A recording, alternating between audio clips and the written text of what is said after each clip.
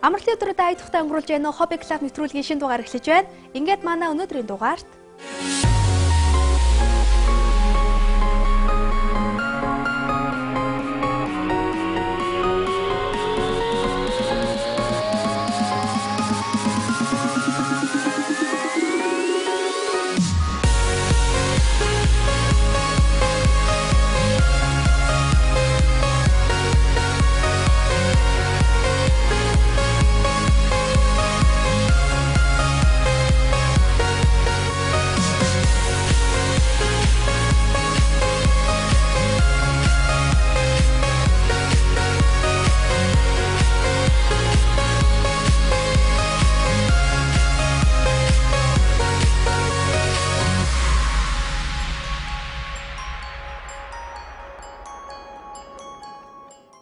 үзэгчдээ манай өмнөх дугаарт авторитийн хоббитэй залуус оролцож байсан бол энэ удаагийн дугаарт маань удирдлагатай машин буюу RC Car-ын хоббитэй залуус оролцож байна. Бид хүн нэвтрүүлгийн турш энэ хөө жижигхэн машины талаарх сонирхолтой яриаг өрнүүлэх болно. За та хоёртай энэ өдрийн мэндийг хүргэе. Хобби клуб маань тавтай морилно.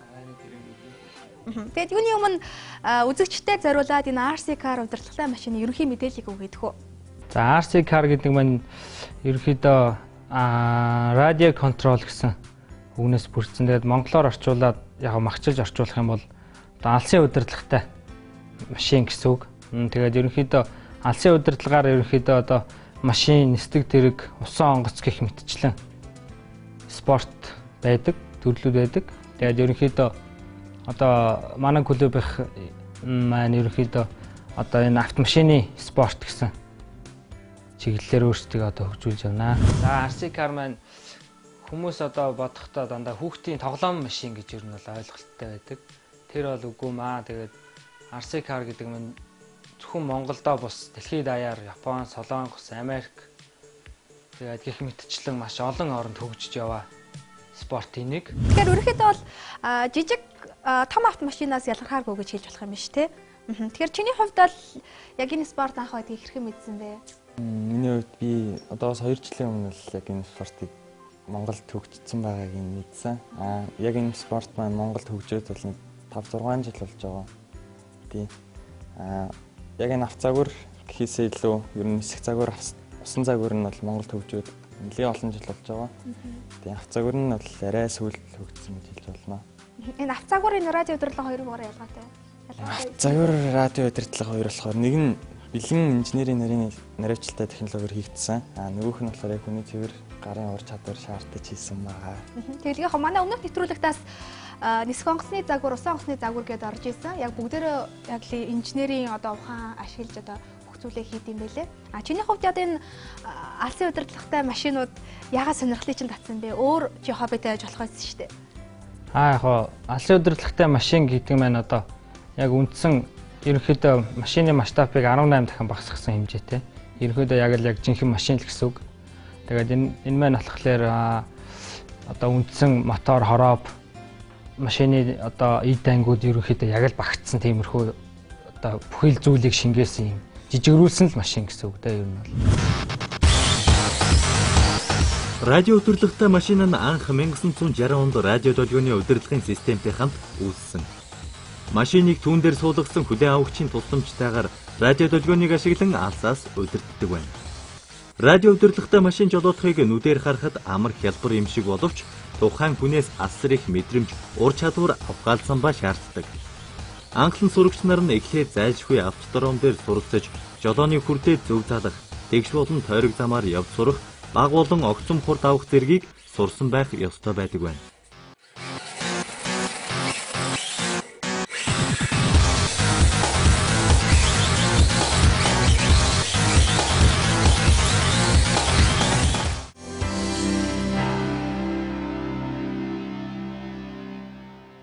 Тэгэхээр үзэгчид маань эдгээр машинуудыг харж байгаа хаа ерөнхийдөө яг л жинхэнэтэй ялгаагүй харагдаж байгаа. Тэгээд бас харж байхад маш олон төрлийн машинууд харагдчихжээ шүү дээ.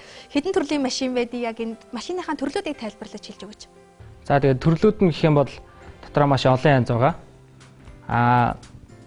Төрлүүд нь дотроо оффроуд, онроуд, дрифт, уралдааных байна, бартац замынх байна, краулер, шавар намайг суулгах, өөрсдийг одоо том машиныг л ерөөсөө жижигнээр л харуулсан л спорт юм уу да. Тэгэхээр маш олон төрлүүд юм байна. Чинийхээ хувьд бас өөрийнхөө хувийн хэрэгцээндээ хэр олон машинтай вэ? Ямар машинууд байдаг вэ? Миний хувьд гэвэл миний яг өөрийн гараар хийсэн 2 төрлийн машин байгаа. Яг дөөрөмөл загварын. Тийм. Энэс гадна яг бол үйлдвэрийн хийгдсэн машин гэвэл 2 машин байгаа. Смал замын онроод буюу уралдаан 11 хэмжээтэй. Нөгөөх нь болохоор яг Crawler гээд жинхэнэ машиныг 10 дахин багасгасан масштабтай. Жипнүүдийн одоо трофи гэдэг тэмцээнүүд явагддаг. Яг тэр төрөлд орох тийм машин байгаа. Нөгөө машин нь болохоор 11 хэмжээтэй. Яг short course буюу бартац замын хурд хийж оролддог машин байгаа. Тийм. Энэ машин болохоор яг өөрийнхөө гараар хийсэн машин чинь гэлээ. Энийг тайлбарлаж хэлж өгөөч. Энэ машин нь болохоор яг хүүхдүүд 10 жилдээ технологи олимпиад гэж болдог байгаа. Тэгээд энэ авцаагрын дөөрөмөл төрөлгөж заагдсан машиныг өнгөрсөн жил хийсэн байгаа. Тийм. Авцаагур гэхэр чинь яг л тэр машин ямар идэнктэй ямар байх вэ? Тэрийг жижигсгээл хийн гэсэн үг үстэй тий. Энэ чинь одоо ямар машин блэ? Энэ машин нь болохоор ZL-131 гэдэг Оросын машин байгаа. Байлдааны зорилттой. Тэгээд яг жинхэнэ машиныг 18 дахин масштабалж багасгасан тийм загвар байгаа. За тэгээ манай клубийн машинуудыг танилцуулахад маш дотроо маш олон төрөл байгаа. За тэгээд эхнээс нь танилцуулахад манай энэ SC8 гэдэг нитро бензин хөдөлгөөртэй тусгай бензинээр ажилладаг байгаа. Энэ оффроуд төрөлдөө ордог. Манай энэ дараачийн мань машин бол Crawler гэсэн төрөлдөө одоо шавар шавхаа шалбааг намагт ингэж өөрийгөө суулгаж ингэж одоо 4 мостойгийн 6 хөдөлгөөртэй 6 өчг 6 болгож ингэж бид нэр өөрсдөө тоноголж янзалж энэ мань болохоор цахилгаан хөдөлгөөртэй. Үндсэн одоо нэмэгдэл тоноглолууд гэх юм бол одоо урдаа либотик одоо манай юуны клубийн тусдаа клубүүдээр зарагддаг Японоос захиалгаар авчирдаг дугуун гэхэд одоо жишээ нь Бартац замын одоо шавар шавхааны зориулттай дугуун ирдэг байгаа. За манай дараагийн маань машин болохоор нитро онроуд уралдааны машин байгаа. Ерөнхийдөө тусгай бензинээр үндсэндээ нийт 80 км/цагийн хурдтайгаар хурдлах чадвартай. Тэгээд тусгай бэлтгэгдсэн зам дээр бэлтгэгдсэн тамирчин 3-4 жилийн дадлага туршлагаар энэ машиныг жолоод сурдаг байгаа. Дотроо 2-3 төрөл байдаг. Тэгээд уралдааны боди дээвтэл одоо энэ машин дээрх одоо уралдааны боди гэх юм бол маш орлон төрөл байгаа. Энэ Америкаас ирнэ, Японоос ирнэ, янз янзын орнуудаас одоо манай энэ машины бодиг захиалгаар авчирч өөрсдөө уралддаг байгаа. Энэ манай энэ машины энэ одоо үндсэн тамирчид гэх юм бол Солонгос, Япон, Гонконг гадаад орнуудад тэмцээнд оролцдог байгаа. За манай дараагийн маань машин танилцуулахад дрифт машин. Одоо Монголд бас дрифтийн машинуудыг дөөрөөлгөж одоо үндсээ яг машины эд ангиудыг машины миллиметр 200 дахин багасгасан хэмжээтэйгээр дрифт машин бас байгаа. Энэ дрифт машин маань юугаараа онцлог, юугаараа ялгаатай вэ гэхээр машины мотор, үндсэн мотор үндсэн машиныг одоо яаж дрифтлэж ямар шаруулт өгсөн тохиолдолд хааш нь дарж ямар үзүүлэлт эргүүлэх үү гэсэн ийм шаруулт гэсэн нэг иймэрхүү одоо орчуулбал ийм дрифтийн машин байгаа. За тэгээд дрифтийн машины маань гал онцлог нь болохоор энэ машины боди гэж байгаа. Машины дээвэр. Машины энэ дээвэр маань одоо үндсэн үйлдвэрээсээ эрэхтэй ийм өнгөгүй, өнгө будаггүй ийм хэмжээтэйгээр 200 мм-ийн хэмжээтэйгээр ирдэг. Бид нар энийг үндсэн өөрийнх нь дуртай, өөрийнх нь хүссэн өнгөөр будаж одоо доторхын өөрсдөө стикер нааж янз янзын энэ тэнд нь одоо өөрийнхөө стикерийг нэр хаяг бүх юмыг нааж ингэж тоноглодог байна. Радио өдөрлөгтэй машин нь загвар хэмжээнээс шалтгаалan олон янз байдаг.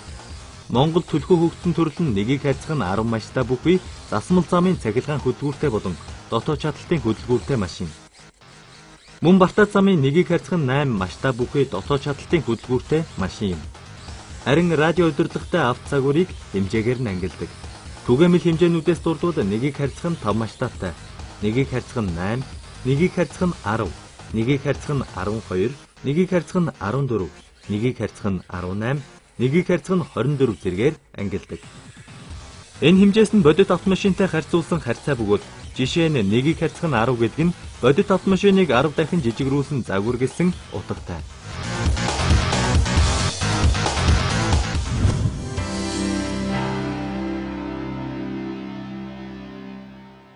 Тэгэхээр яг Монгол болоод гадаадд энэс өөр яг энэ RC car-ын улаан тэмцээнд хэр болт юм болоо? Дэлхийн хэмжээнд хөгжөөд бол нэлээд олон жил болж байгаа юм шиг байна лээ. Тийм. Тэгээд ер нь оролдоон тэмцээн зөндөө их болт юм аа. Чи хэр оролцдог вэ? Би одоогоор гадагшаа бол оролдоонд яваагүй байгаа. Тийм. Тэгээ явах зорилго бол байгаа. Танай клубын хувьд уралдаан тэмцээнд оролцсон байгаа л эсвэл явах чалаа? За манайх өнгөрсөн жил Солонгос улс руу 3 тамирчин тэмцээнд оролцохоор явсан байгаа. Энэ жил 5 тамирчин оролцож нийтдээ Солонгос улсад 1-р байр эзлээд ирсэн байгаа. Ер нь монголчуудад энэ спортод ерөнхийдөө амжилт үзүүлэх боломжтой юм байна тий? Тэгж хэлж болно. Яг энэ машин хэрэгслүүд за одоо маань сүрлийг үзээд ийм хобби сонирхолтой болё гэх юм бол энэ машин хэрэгслүүд энэ машины тоног төхөөрөмжөд хэр олдцтой гэдэг юм болоо? Яг энэ машины тоног төхөөрөмж олдсон гэх юм бол яг манай клуб дээр л ерөнхийдөө тодорхой хэмжээгээр одоо машиныхаа тоног төхөөрөмжийг оруулж ирж өөрсдөө машинаа тоноглож машинаа янзалдаг байгаа. Монголд олдсон нь ер нь бол маш ховор. Энийг бол Япон, Солонгос, Америкаас захиалгаар авчирж өөрсдийнхөө машиныг тоноглож янзалдаг байгаа. Тэгэхээр мэдээж одоо энэ хүн машиныг сонирхож байгаа ч юм уу хүмүүс бол машинаа угсардаг эд ангиудыг мэддэг байх шаардлагатай байх та тийм үү? Тийм ер нь тодорхой хэмжээнд мэддэг байх хэвээр. Энэ хүн машинуудын онцлог нь гэвэл энгийн алсын удирдлагатай тоглоом машиныг бодвол бодит машинлогоо илүү төгссөн. Жишээ дурдах юм бол хаад байна, өргөлийн аппарат байна. Яг жинхэнэ машиныг үйл ажиллагааг л хөнгөвчлөөд хийсэн байдаг болохоор илүү нарийн мэдрэмж шаарддаг байгаа тийм. Тэгэхээр хобби клуб нэвтрүүлгийн хамт олон маань энэхүү машиныг хэрхэн увсардаг талаараас бичлэг хийсэн байгаа. Энийг бүгд одоо сонирхцгаая.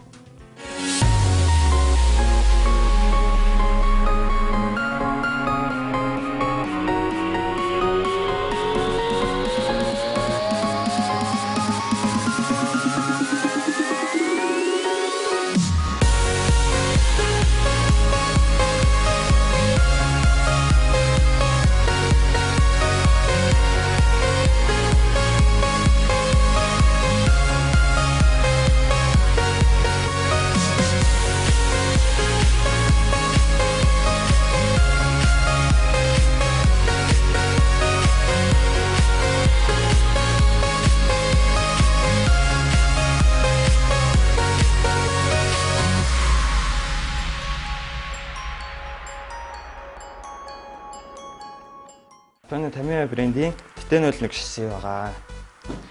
Энэ хүн машин өөрөө үйл дээрээсээ китээр ирдэг. Тэгээд явахад бүх шасси юмнууд нь задаргаатайгаар ирдэг байгаа. Энэ машины угсар танилцуулъя. Гүцөө буюу боди.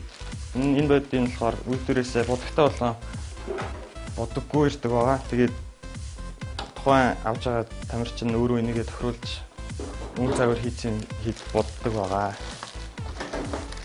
За, шасси буюу main шасси гэж ярьдیں۔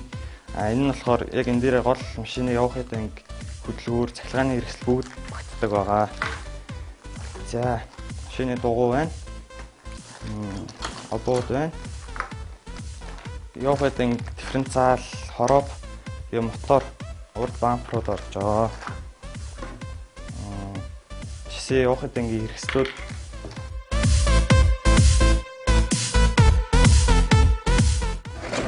угсрах гараа автлага явж байгаа.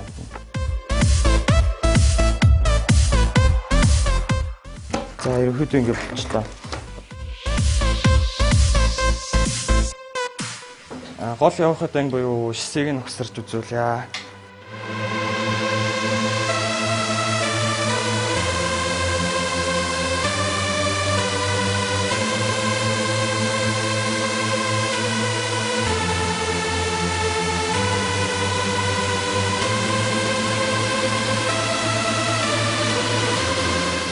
За одоо дугуйнуудыг ингээд бууданд нь угсраад машиндаа хийхэд бэлэн болгоод авчлаа. Энэхүү машины дугуй маань өөрөө яг жинхэнэ машины дугуйны масштабтай адилхан хэмжээтэй байгаа. Тэгээд энэхүү машинуудын маань дугуй дотроо маш олон янз байдаг. Уралдааны дугуй гэхэд гадаад улаан температураас шалтгаалж 2-3 янз байдаг. За явахад ангийн хамгийн гол чухал хэрэгсэл болдог дифференциал байна. Дифференциал буюу урт хойд эрд дүүхтэр орж байгаа. Тэрийг угсарч үзүүлье.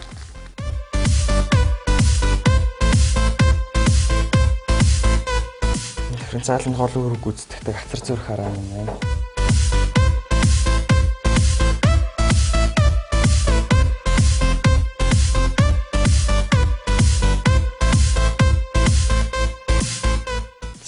Техник дифференциал бэлэн боллоо. За ингээд дифференциал маань бэлэн боллоо. Одоо үндсэн шишээ рүү оръё.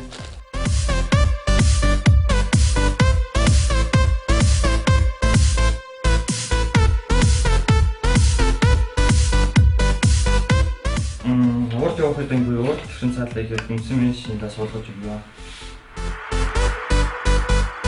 Үүний тулд тэгээд дифференциалны шарг буюу түлхий гэж өгсөн байгаа.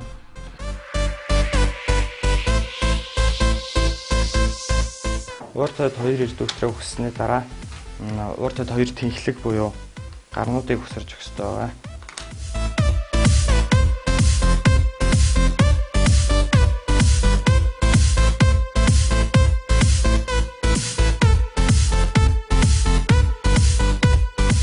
За энэхүү машинаа маань үндсэн мен шишээ ингээ бэлэн болсон байгаа.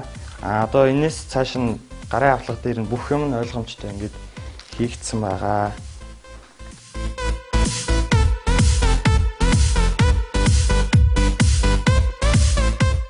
За машиныхаа гол явахыг ангилан юмнуудыг өгсөр дуусглаа. Одоо дугуйг нь боо.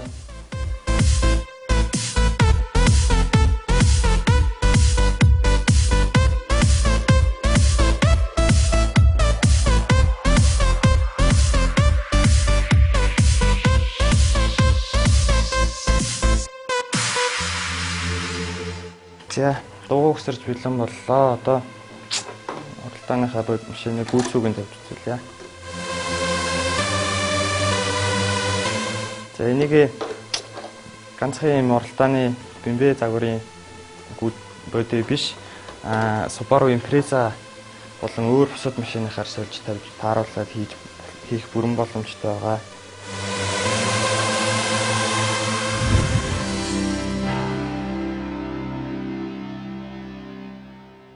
Ерөнхийдөө бол нөгөө машины зааварчилгаагаад тэрийг нь сайн хараад хийчихэд юм болохоор юм биш те. Ер нь бүгдээрээ илт байгаа дөө тэр машиныхаа гарын авлага дээр. Энэ спортыг ер нь хүүхэд залуучууд маань хэр сонирхож байна Монголд? За Монголд бол одоо манай клуб дээр бас хүмүүс хаяг адарс хараад орж ирээд за танай клуб дээр сонирхож орж ирж байна. Удирдлагатай машины дэлгүүр, хобби клуб гэсэн байна. Энэ ч одоо ямар учиртай ийм спорт байдаг гэж юусоо мэдсэнгүү Монголд энийг одоо хөгжүүлж яваад та нар маш өсөх ирээдүйтэй гоё байна. Тэгээд яг орж ирсэн хүмүүсийн сэтгэл маш өндөр гардаг л та. Манай клуб хүн болгоны үе таалга нээлттэй. Орж ирээд манай клуб дээр танилцаад машинд үзэж сонирхоод техникийн зөвлөгөө аваад тэгээд одоо машина жишээ нь одоо бид нэр ингээд тайлбарлахаар хүүхдийн л нэг удирдлагатай л машин гэсэн янзаар хандаж орж ирдэг. Зүгээр нэг яг нэг зүгээр нэг зугаацуулах тэгээд нэг удирдлагатай машин авч өгөх гэж нэг хүүхдүүд нь аав машин аваад үг ингэж тэгээч гэдэг тэгсэнд орж ирээд баг өөрөө ч урагшхоо машин худалдаж аваад юу хүүхдүүдэд авч өгөх хүүхдүүд нь зүгээр нэг удирдлагатай машин авч өгөөд өөрөө том машин аваад тоглох жишээний тиймэрхүү жишээ манай клуб дээр бас зөндөө байгаа. Үнэхээр сонирхолтой юм. За ингээд үзэгчтэй бүгдээрээ эдгээр жижигхэн машинууд зам дээр хэрхэн хурдлахыг хамтдаа харцгаая.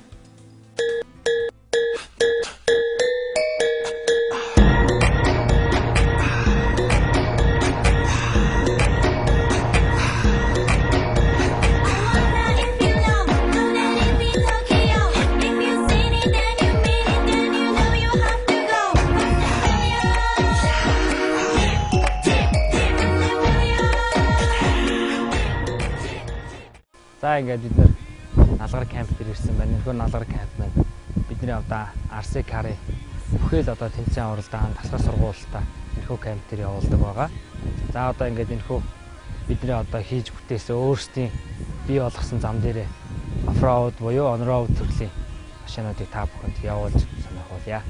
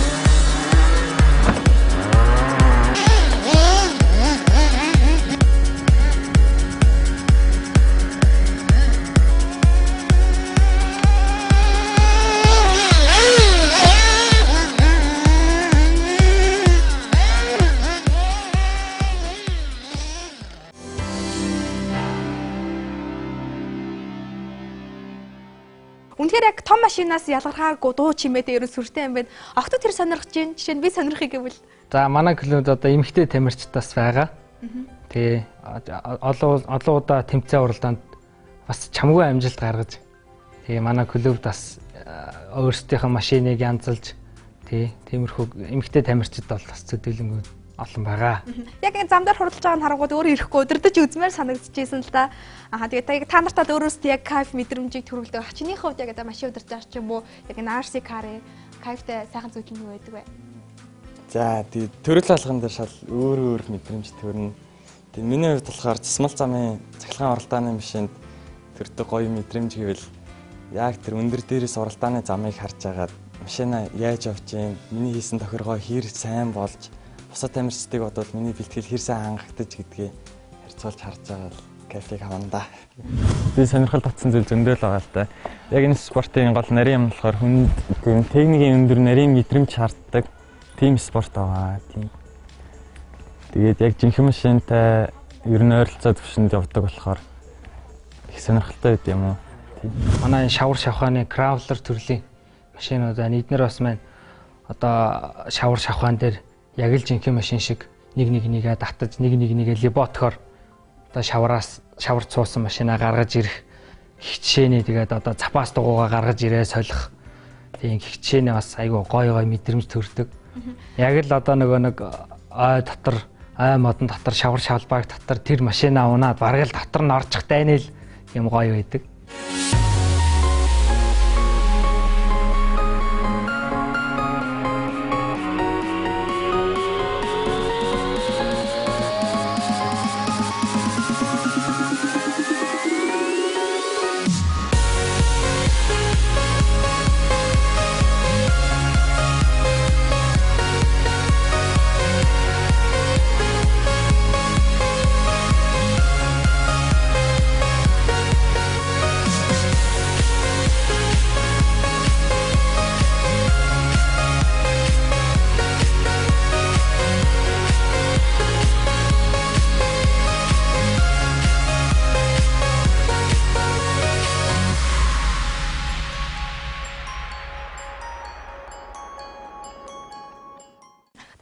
Бараг дрифтийн үзүүлбэр шахах юм ингээд хийгээд үзүүлээд байгаа штэ. Энийг мэдээж бэлддэг бах тий. Бэлднэ. Ер нь нэлийн туршлагатай тэгээд энэ спортоор нэлийн удаан хугацаагаар бэлдсэн дасгал сургалт хийсэн хүн дрифтлэн дээр. 11 хэмжээтэй засмал замын машин нь болохоор яг ингээд жинхэнэ машины формула гэж байдаг, наскар гэж байдаг уралдаанууд ер нь адилхан төвшөнд явагддаг. Дрифтийнх нь болохоор бас л адилхан жинхэнэ машины дрифттэй адилхан зарчмаар явагддаг байгаа. Тийм. Энэ хоёр төрлөөр оролцдог машинуудын тоноглол нь бас тусдаа хоёр өөр тийм тоног хийгддэг байгаа. Мэдээж удирж байгаа хүн амар маш чухал ах л та. Тэгэхэд бас бэлтгэл хэрэгтэй удирж байгаа хүн. Тэгээ ерөөдөө яг л жинхэнэ машин шиг л дрифтлэн. Одоо дрифт маань гэдэг маань одоо шаруулт гэсэн утгатай. Тэгээд энийг маань одоо яаж машина шаруулж явах үед нөгөө тийш нь яаж хазаалгаж машина яаж одоо зөв сайн жолоодож ямар бартаа саадыг тойрж гарах уу тийм ээ. Тэр олгоныг маань одоо ингэж машин дээрээ гаргаж үзүүлдэг байгаа. Анхаа оролцож байгаа хүн бас тодорхой хэмжээгээр маш бага одоо өөрийнхөө л гэсэн өөрийнхөө төвшөнд одоо мэдлэгтэй байдаг. Тэрийгээ дагаад одоо манай клубын зөвлөх инженер, зөвлөх багийнхан маань бүгдөө клубд орж ирж байгаа гишүүдийг маш өргөн цар хүрээтэй мэдлэгийнхэн дагуу асуусан зүйлийг нь зөвлөж өгч зөвлөж мэдхгүй юмыг нь өргөлж ингэж бид нар зааж зөвлөлт тусалдаг. Нэрээ зориултын зам зассан байсан шүү дээ. Энэ олон улсын стандарт байд юм уу? Мэдээж та нар өөрсдөө засдаг байх энэ замын тухай ярил. Мэдээж стандарт гэж бас байна л да. Одоо жишээ нь офроуд энэ манай энэ том машин маань одоо бензиний дотоод шаталтай хөдөлгөөртэй. Тэгээд энэ машин маань зориултын одоо бидний энэ засаж бэлдсэн зам дээр бэлтгэл сургуультай хийж тэмцээн уралдаанаа явуулдаг байгаа. За ингээ манай RC car-ийн офроуд төрлийн замыг бид та бүхэн танилцуулах гэж байна. Тэгэхээр манай офроуд төрөл маань ерөнхийдөө хоёр төрлөөр явагддаг байгаа. Тэр маань дотоод шаталтын хөдөлгөөрөөр, цахилгаан хөдөлгөөрөөр гэсэн хоёр ангиллаар оролцдог байгаа. Тэгээд манай энэ жил замаа зассан зам маань болохоор энэ шорон зам дээр бид нар одоо Бартац замынхаа машиныхаа төрлийг энэхүү зам дээрээ бид нар одоо хүчээ үзэж тэмцээн оролдоо бүхэл одоо өөрсдийнхөө сонирхол цаг заваа зарцуулж энэ тэмцээн дээрээ бэлтгэлээ хийн, тэмцээнээ явуулна. Тэгэхээр энэ зам маань яг бид нар одоо нэг интернетээр бас нэг төдийлөг нэг замынхаа ямар хаана ямар хараалт байх уу, ямар огцом эргэлт байх уу тэр болгоныг тооцож ийм зам хийсэн байгаа. Оффроудын манай гарааны минь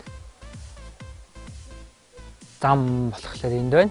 Тэгээд энэ зам дээр нийтдээ 10 машин зэрэг гарах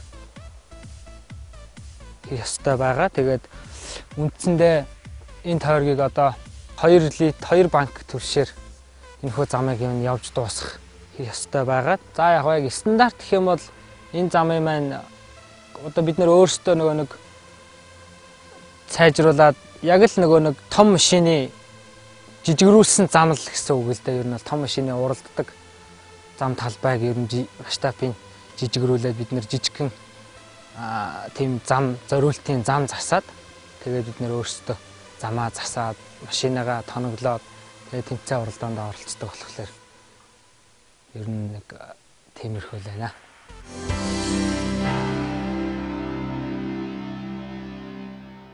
Өмнөх дугаард нөгөө авторифтийн маань нэвтрүүлэг оролцож исэн. Тэд нар машинаа маш их тоноглолтын байлээ. Яг RC Car-ийн хувьд бол тоноглол нэмэлт хэрэгслүүд хэрэглэдэг. Тийм, ер нь жинхэнэ машинтай адилхан тоноглолууд их байгаа. Тийм. Тэгээ ер нь миний ажиглаад байхад ер нь ажиглаад байх ч яг яг ингээд бодит амьдрал дээр харахад жинхэнэ машинаар уралддаг, дрифтлдэг, тэгээд моциклоор уралддаг, ер нь спортод нэлийн амьдралдаа хөл олцсон хүмүүс энэ RC Car-аар нэлийн их тоглодог байгаа. Тэгэл одоо 60-аар уралддаг хүмүүс байлаа гэхэд энэ 1.8 хэмжээтэй тэр цэнхэрөнгөтэй фортацаа машинаар уралдана. Дрифтлдэг хүмүүс нь ийм дрифтийн машинууд аваад өөрснөө тоноглоод бас дрифтлээ тэмцээнд ороод явна. Тийм. Ерөнхийдөө энэ RC Car буюу радио удирдлагатай автогрийн спортод ордог машинуудны тоноглолтын хувьд гэвэл энэгээр ингээд бүх төрлийн сэлбэг тоноглолт нь явж байгаа. Тэгээд уг машинууд нь ордог тоноглолоор яг жинхэнэ машины үйлдвэрийн хийцтэй ер нь ойролцоо бараг яг адилхан гэж хэлж болохоор хийгддэг байгаа. Энд байгаа тоноглолоодаас гэвэл энэ хамгийн дээд үнэлцэгт байгаа энэ тоноглол маань яг LSD бүхс гэж ярьдаг байгаа. Дрифтийн машинд дифференциал цоожлагч явна. Энэ нь болохоор яг дрифтийн машинд зориулагдсан урд дифференциалыг суулгадаг байгаа. За энэ хүү тоноглол маань болохоор дрифтийн тоноглол байгаа. Тусаамар затар жон. Шинэ машин өөрснөө угсарч авсан хүмүүс маань энэ будагнуудаас өөрөө сонгож машинаа тоглож боддог байгаа.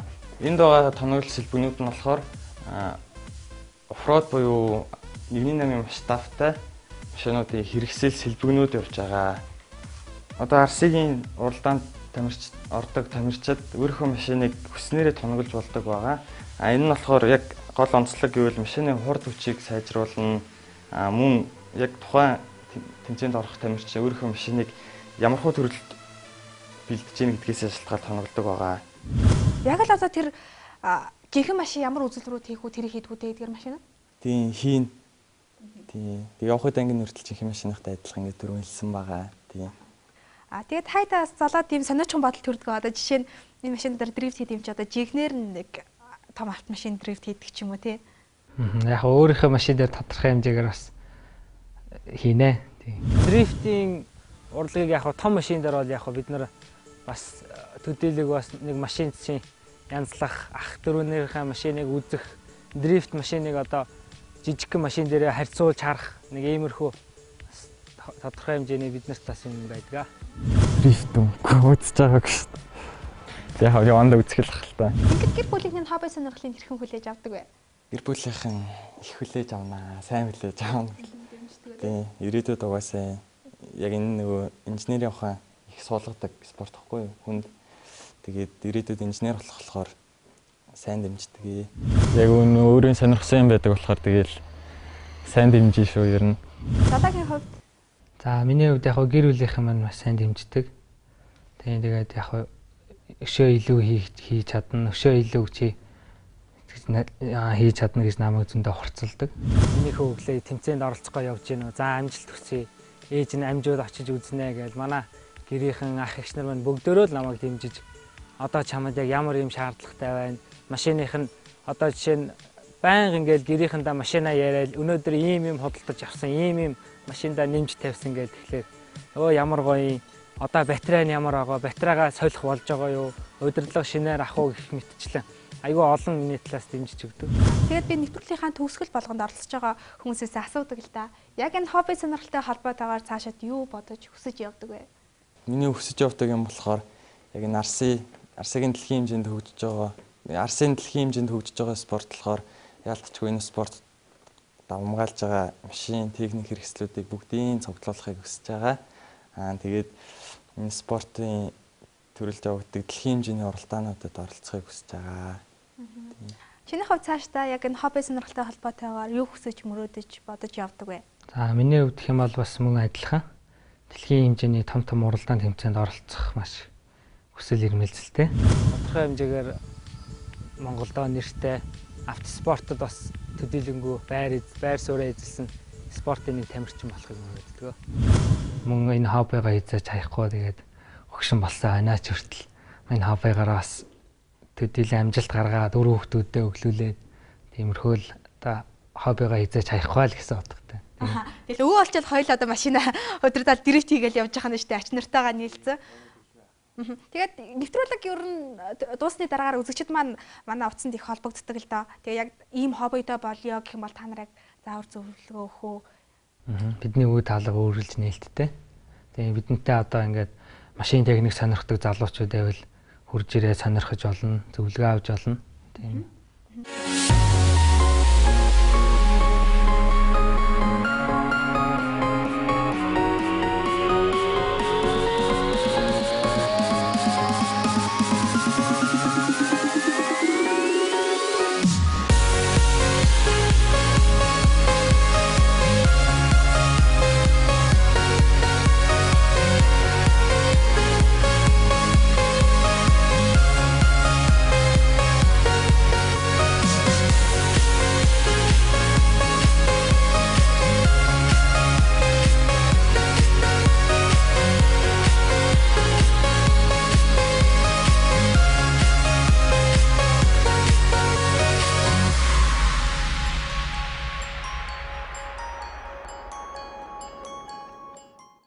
За баярлалаа үзэгчдээ манай өнөөдрийн дугаарт RC Car буюу удирдлагатай машины хоббитэй залуус оролцлоо. Тэгээд магадгүй энэ удирдлагатай машин RC Car таны хобби байж болох юм. Ингээд хобби клуб нэвтрүүлэг маань энэ түрээд өндөрлөж байна. Та бүхний эргэн тойронд гэр бүлийнхээ магадгүй хүрштэй нас сонин содон гайхмар хоббитой бол бидэнтэй холбогдож хэлээрэй. Ингээд дараагийн дугаараар эргүүлцгаая. Баяртай үзэгчдээ.